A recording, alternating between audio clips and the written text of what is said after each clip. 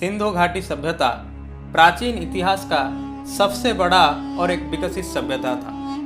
इसके परिपक्व कालखंड में यह सभ्यता पश्चिम में अफगानिस्तान से लेके पूर्वी में उत्तर प्रदेश तक थी और उत्तर में कश्मीर से लेके दक्षिण में महाराष्ट्र तक थी। लेकिन इतने बड़े और विकसित सभ्यता को किसने बनाया, इसको लेके सबके मन में सवाल है। कुछ का मानना है कि वे आर्य थे जिन्होंने सिंधु घाटी सभ्यता बनाई और कुछ और लोगों का मानना है कि द्राविड़ ही सिंधु घाटी सभ्यता के असली निर्माता थे। लेकिन 2019 में हुई एक रिसर्च ने इन सारे अटकलों पे पर्दा डाल दी है। दरअसल इस रिसर्च के दौरान प्राक-तत्वविद की एक टीम ने हरियाणा के राखीगढ़ी में एक 4500 साल पुराना मानव कंकाल का डीएनए एनालिसिस किया और जब डीएनए रिपोर्ट सामने आई तो ये चौंका देने वाली थी।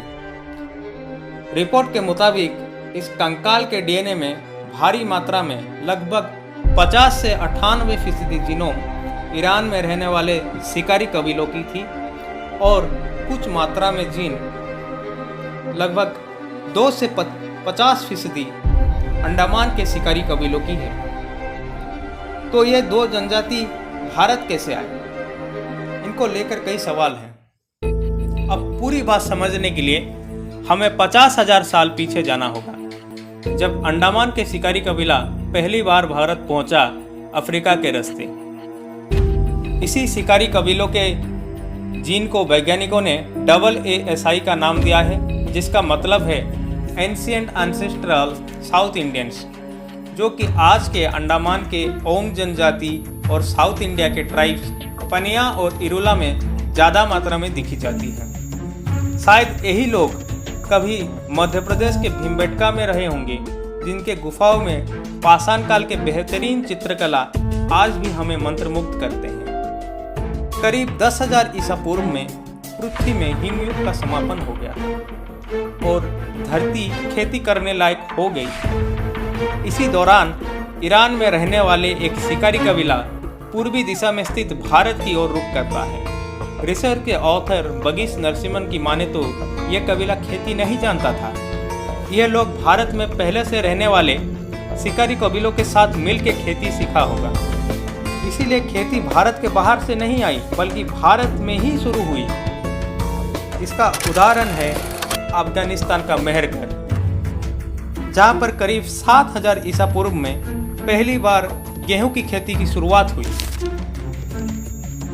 धीरे धीरे खेती बढ़ने लगी और पहले शिकार के लिए इधर उधर भटकने वाले शिकारी कबीले में तब्दीली आई और वो एक जगह में रहने लगे, जिसके वजह से कई जगहों में कई सारे गांव बनने लगे, जिनमें अफगानिस्तान के मेहरगढ़, काइल गुल मोहम्मद प्रमुख थे।